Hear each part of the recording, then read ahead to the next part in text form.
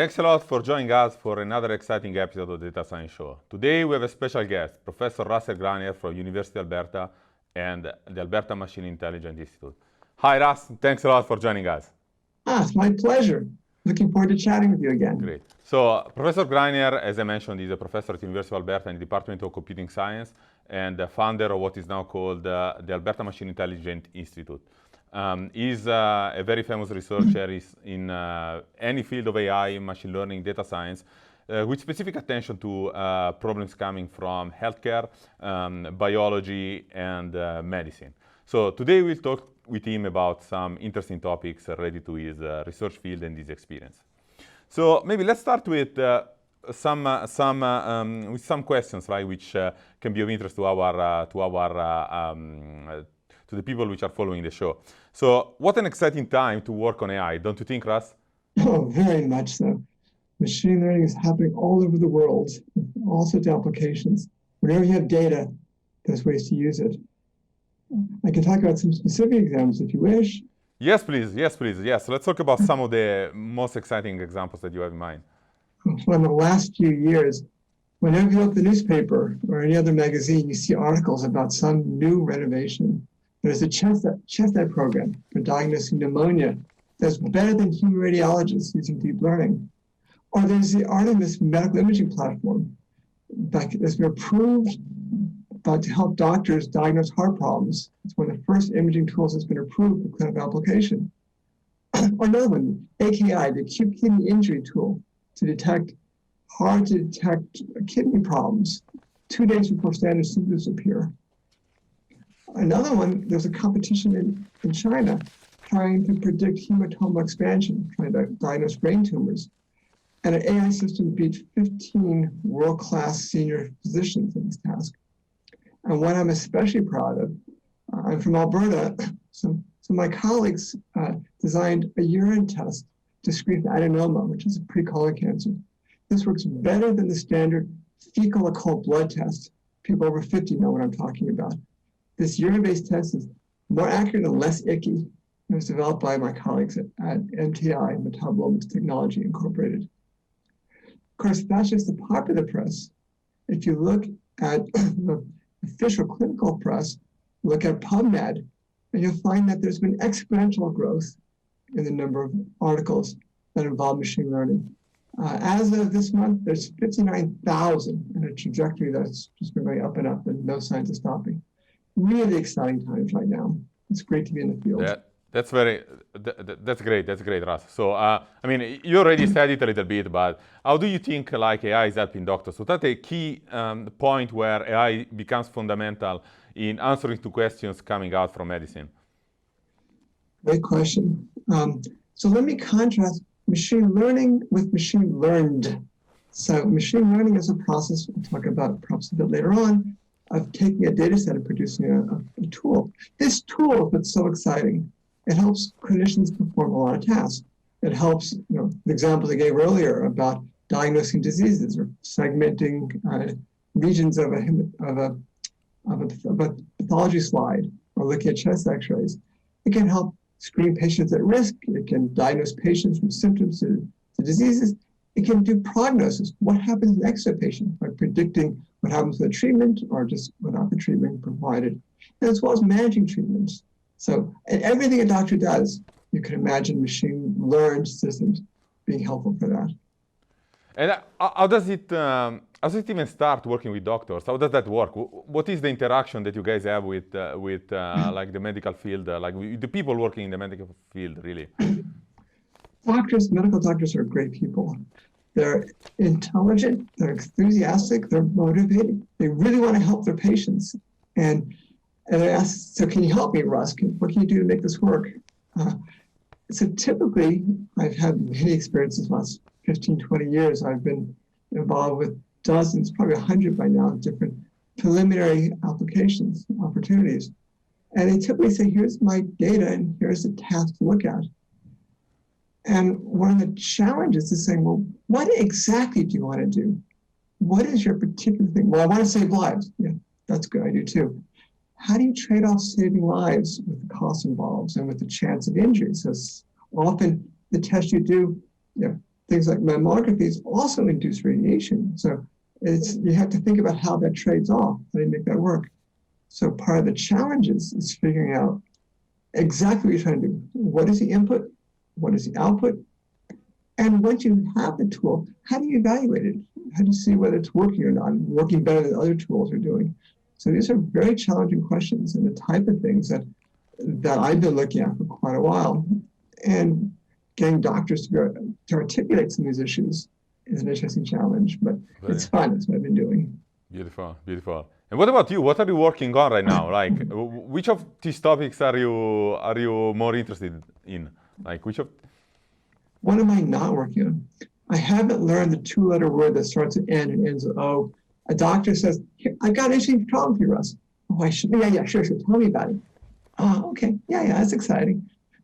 So there's been work that's spanned a wide range of topics: cancers, breast cancer, brain tumors, colorectal cancer, prostate cancer, psychiatric disorders from ADHD to schizophrenia, strokes, cardiovascular, diabetes, infectious diseases. You guys heard about something called COVID. There's some projects with that, transplantations.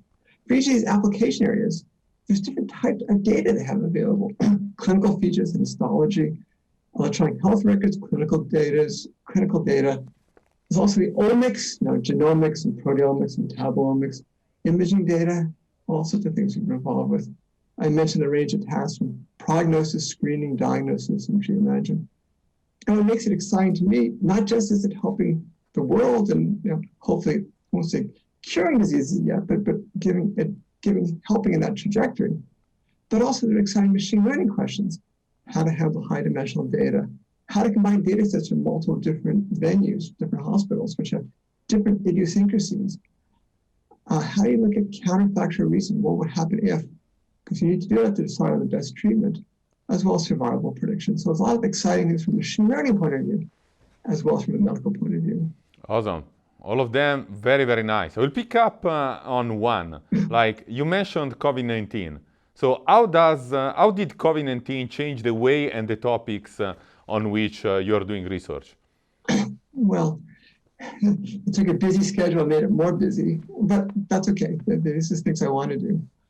There was a lot of work that I'm doing in other areas, but the whole issue is epidemiology. Things like the SEIR model is something that we've been looking at, but extending it rather than the fairly simplified models that give qualitative information. We're trying to give quantitative information. So one project, for example, is looking at supply chain. Can we predict how many ventilators are necessary in this region? And if necessary, bring them in from other places, from places that we think aren't going to need as many. So there's a lot of tasks that involve forecasting how many cases, how many deaths, how many ICUs are required. And it's a lot of tools that we've developed that are helpful for this task. And we're trying to give guidance to the policymakers. I mentioned counterfactual reasoning a moment ago. We know, for example, in Edmonton, as we enacted certain types of policies, what happened next? Well, what would have happened had we closed the region off faster? What would have happened if we opened up the restaurants faster? Well, we don't know because we don't have a time machine. We can't go back and find out. But we can still try to build models that are good enough that we could say, this is the number of lives you saved and the amount of dollars we saved by these different trade-offs. That's the type of thing we're looking at. Can we do forecasting? Is one of the issues. And the other ones also, but that's what I'm most excited about right now. Very nice, very nice. So, maybe you can go back to a more general questions about, AI and data science in general. Why is all of this happening exactly now? Like, yes. Why is it happening now? Lots of reasons. One is the data is available. The Spanish flu happened 100 years ago. There was some data, but now every region, every municipality has statistics of how full the hospitals, how many people were exposed, how many people tested positive, how many people got inoculations. We have the data. We also have other data about the individuals, the patients, as well as the people who tested negatively. We know their age and height and weight and their gender. We understand some of the comorbidities that might be present. the data is available, and that wasn't true, 100 years ago, not even as true 20 years ago. That's one big issue, having access to all this important data. Another is the fact we have faster machines. Obviously, with Abacus, you can do certain things, and pencil and paper, you do a lot of things. But it's so much better if you can have the fast machines we have access to right now.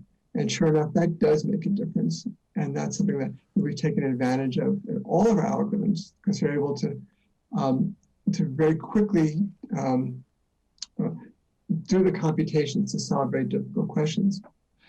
There's also an acceptance of the fact that perhaps a computer can do something. Again, there's still some resistance to this idea, but they crunch numbers. I mean, you fly an airplane, there's a pilot there, and he does do some parts, he or she does some parts of the activity, but a lot of parts are in the air autopilots that do a lot of their work. It works. People are accepting that. All these factors, the data being available, the faster computational resources, have led to people saying, and the acceptance that is possible means people have developed algorithms. There's a lot of new theoretical results and new application, new programs, and that it's often shared amongst communities. That means people are starting to make advances in the fields. And that's self-reinforcing, right? Because there's opportunities, that means there's companies that are developing. There's small companies that are developed, and some small companies became big companies. Have you heard of a company called Google? $60 billion a year in the US. Where did that come from? That's by using machine learning in a core part of it, as is Facebook and the other groups. And there's emerging markets for the medical applications as well. All of them being cleverly using machine learning ideas to solve problems. So it's happening now. It's not going to end, because this is what's really exciting about the field. So you somehow entered into this already, but so what do you think is the future of data science and AI, and how was it when you first started working in the field? I'm an old man. When I started, it was the age of expert systems, programs that the goal was to talk to a human, to a human clinician in this case, and say, how did you diagnose that patient? Tell me the steps you used. And we would write that down and try to articulate, well, he had this rule and that rule, if you see this, do that. And that was okay. Experts, human experts are experts. That's what the name comes from. And they work very effectively. Except, of course, they weren't always quite right. They weren't always quite perfect. They often wasn't sure what they were optimizing as they did this work. And often the ones who could do it still couldn't articulate it. So we thought, well, why do we need a person in the loop? Why can't we just say, what is the task we're trying to do? Kind of optimize that. If we look at previous cases, and again, I've got slides, which I can show if that's interesting, where we have, the task of people are looking at would be given a patient described in a certain way, a classifier something that takes this patient and says the patient has ADHD or the breast cancer will relapse, whatever it is. And it would be nice if medical science would reach a stage where we know that if this gene is overexpressed and the woman is of this age and this and that happens, now you understand how this pathway works. That would be great. I hope at some point medical science reaches that stage. It's not there right now. Right now, the best we can do is try to find rules that work even without understanding all the underlying biology and physics and chemistry. And the answer is we can do that. We can look at historical patients. Machine learning takes earlier data sets, descriptions of patients in the past, but we know this one did relapse or this person did have ADHD. And machine learning provides tools that take this type of data set, this matrix of every row being a patient, every column being an attribute, and one special column is the thing you're trying to predict. Taking that and using machine learning algorithms, produce a classifier that can then answer questions about patients that weren't in the study. So when I was growing up, we built classifiers by asking what experts did. Now we have data. The data I mentioned that we have access to, we can use that data. And that data has information. It's not something that a human might be able to see easily, but a program might be able to find the patterns that say these features, that this combination, if this is true and that's true, then you predict this. If this is true and that's false, Then you ask another question, if that happens, you'll hear, you build trees or linear structures or whatever. Again, I teach classes in machine learning and spend a whole semester talking about it. But the idea in a nutshell is we take historical data of what happened, which has this label, and we can build that. And now instead of having a human being that might do a really good job, but might not be optimized the right thing, we can instead just use the data and find the answers, the appropriate answers for a new patient from that. Awesome, awesome, very fascinating, Raz. So, sometimes people ask things like, suppose there are two doctors which have different opinion on a disease, right? And so how does one decide? And now the question is, how can data science and AI help in these situations? The fact that doctors disagree means there isn't a necessarily obvious answer, or even a subtle answer. What I like to do is step back and say, why are we asking the doctors? Why don't we say, what is the actionable decision you want to make? Why do you want to know if this person has depression or not? What do you do with that? Wouldn't it be better to instead say, let's talk about the endpoint. This patient has a lot of suicidal thoughts. What is a treatment that makes this patient have less suicidal thoughts? So saying he's depressed might be a starting point, but what do you do now? Do you give SSRIs? Or do you give a cognitive behavioral therapy or give ketamine? There's lots of different treatments. If you're just asking a doctor, what do you think, or what do you think? Well, you'll get different opinions, which might depend on what medical school they went to or the last 3 patients they saw. But it'd be better to instead step back and say, why are you asking the question? What is the actionable thing you want to do with it? And if the actionable thing is, the patient says, in 8 weeks, I want to go down to no more than 1 suicidal thought a week. And then say, if I've got historical patients, I can say, to do that, I found that for patients with these characteristics, I think that SSRIs are the right answer. Or maybe CBT is a better answer for this particular individual. This is personalized medical treatments. So again, I'm making an actual decision. So it's not based on he said this or she said that. It's instead based on what is the desired outcome. So I'm very interested in these actionable decisions which have objective outcomes. Beautiful. Thank you. Very, very informative. Very, very, very interesting. I think a couple of important things are, now there is a big hype in, data science, AI, and machine learning. And everybody asks, what's the difference between, modern methodology with respect to classical biostatistics? But also, the difference between things like associations and causation, or association and prediction. So maybe you can comment a little bit on these topics as well. Well, let me start by saying we stand on the shoulders of many very talented statisticians over generations who have given us lots of ideas, lots of insights. And statisticians often are using machine learning nowadays, as much as we're using statistical techniques for our purposes. But one big caricature of the difference is associations are saying, here's a bunch of data. So remember that matrix I showed that described patients here and features over there, as well as an outcome. One thing you can do with that is say, tell me what feature is important. I want to understand the etiology of disease. Was gene 7 or gene 9 involved? And if it's gene 7, that means it's probably this pathway. And this pathway means that this drug is probably going to help. Yada, yada, yada, yada. All that's great. I call this biomarker discovery or feature selection. Important work, very relevant. But that's saying what characteristics are important. If we're saying disease, that's important. Along comes Mr. Smith, and I'm going to diagnose this individual. Knowing that gene 7 was not important, but age was important, and this metabolite in his urine was relevant. How do I use that to say, give this person ketamine, or give this person SSRIs? It doesn't answer that question. It's a step, perhaps, but only a step. Machine learning says, that's important. Nothing wrong with association studies and doing GWASs, genome-wide association studies and finding genes. But if the task is figuring out how to treat an individual patient, you need another set of tools. That's what machine learning does. It says, here are the tools that are going to be helpful for you. This is a tool that, given these 10 descriptors of a patient, comes back and says, give him ketamine, or SSRIs, or maybe if this patient, the best thing is doing nothing.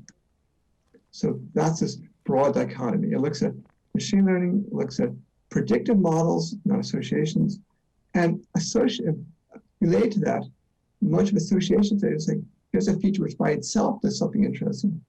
Machine learning, by contrast, typically says, here's a combination of features. Here's a decision tree, or here's a linear model, or here's a deep neural net that takes these 27 features and does some computation and ends up spitting out ketamine, or spits out SSRIs, whatever it is. Very nice. Very, very nice. Maybe maybe you can tell us what would you suggest the students to work on right now? Now it's an exciting, an exciting time. Like there are so many things that one can concentrate his effort on. What do you suggest to people which are starting also in the field? What should they work on? Well, let me start by saying, before you do anything, you need the foundations. If you want to be auto mechanic, you have to understand how cars work. You can't do without that. If you wanted to go into machine learning, you want to build effective tools, understand the foundations, understand the statistics, the linear algebra, the calculus. These are the underpinnings. I should mention that when I was growing up, you had to get a PhD to understand the details and all the idiosyncrasies. Nowadays, it's more like driving a car. You take a few-week learning session about what the accelerator does, how the steering wheel works, a little bit of practice on that, and then you can take a test and you can pass and drive a car. Machine's at the same level. There's toolboxes that give a basic understanding. For sort of basic understanding, you can now use them effectively and design a tool for something. Now, you can drive a car. I can drive a car. If it breaks, I know how to change the spark plugs. I know how to put gas in the car and so forth. A more serious break, it takes someone with more skills than I have. I go to a mechanic. So if your program is running and it does some overfitting, there's ways to understand what overfitting is and do some smart change. A more drastic fix you probably can't do with just a few week background. You want to design a new car, that's a whole nother kettle of fish. So getting PhDs in machine learning or statistics, wherever is essential to go to that level. Being a practitioner of AI, practitioner of machine learning, takes just a little bit of foundation going forward. So that's step one. Understand the foundation of machine learning is and isn't. It's not magic. It does something, and you understand why it does work and doesn't work. Second thing, think of, once you have this foundation, think of the task one. A lot of people come to you and say, okay, Russ, I've got data, do something. And that's wrong. Start with the task. I want to decide which patients respond to ketamine. I want to decide who's going to need a retransplant which kidneys are going to be rejected by a patient and for what reason over time. I want to understand who's going to respond to what treatment. That's a task. And now to the task, you say, so let's try to get the data. Do you have the data right now? Do you have data that looks like what I just described, right? A bunch of patients and the outcome? If the answer is yes, then maybe you're all set. We can drop it in and use it in some of these existing software packages. If not, we can think of how to collect the right data, which again, there are ways to begin to do that. Start with the task. The task means saying, I want a tool that takes this data, that takes this description of the patient. It might be age and height and weight and BMI and things like that. And maybe these clinical variables, and maybe some omics, maybe his genotype, his or her phenotype or metabolite, and maybe brain imaging data or whatever it is. I've got that at time 0, and I want to use that to make a prediction of, well, this patient, if given ketamine, will have less suicidal thoughts in 8 weeks. So that's a type of task. So understand what that is. I spend a lot of time with my clinicians just scoping out the problem is. Right? This is a more subtle thing than just saving lives or just figuring out how to help a psychiatrist. So I think so step 1, understand machine learning and the foundations. Step 2, understand the task, the medical task, and then step 3 is getting the data and start to play with it. And again, there's a lot of this, but find what you're passionate about. Do something that's interesting to you. That's another critical thing. I agree with you. Very cool stuff, and I agree with concentrate yourself on your passions and basically, now I want to talk a little bit before closing. Always there are people which are concerned about the use of technology or AI, and are worried about, how to use properly some of the new ideas that one has, right? And of course, we are all aware about, the most important ethical principle that needs to be always kept in mind while using new technologies. So I was wondering if you can comment a little bit on this. You're correct in saying every new technology that has positive things can have negative things also. You probably know that Nobel, from the Nobel Prize, he started the prize because he invented, was it dynamite? A weapon so powerful, war would be unthinkable. Okay, well, that was way back when it was TNT, whatever it was. The whole point is, when you have a technology that can be done for good, it can be abused. So that's true for everything, including AI.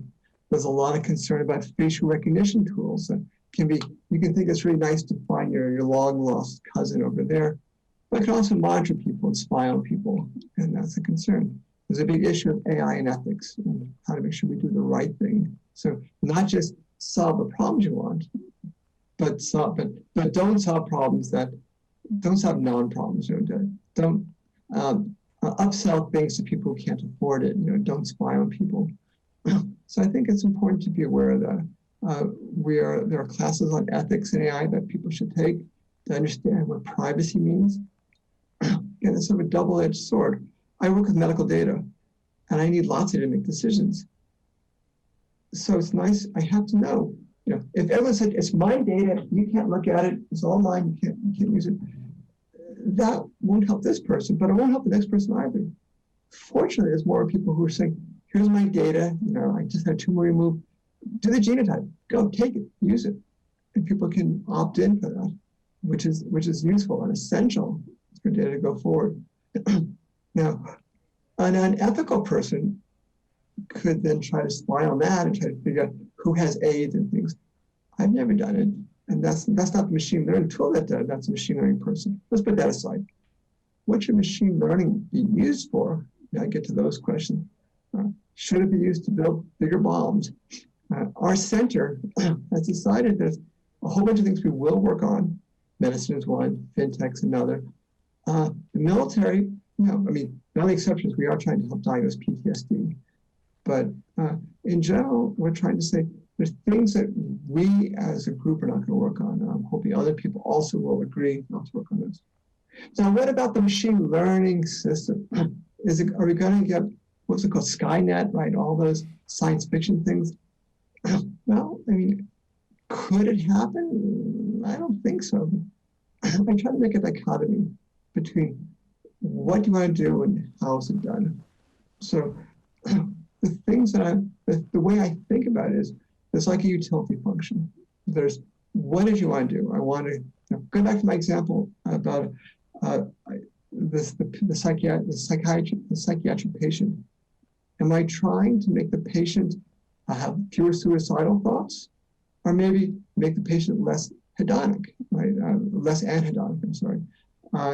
So I can try to decide that, but why can't I let the patient say, this is what he or she prefers?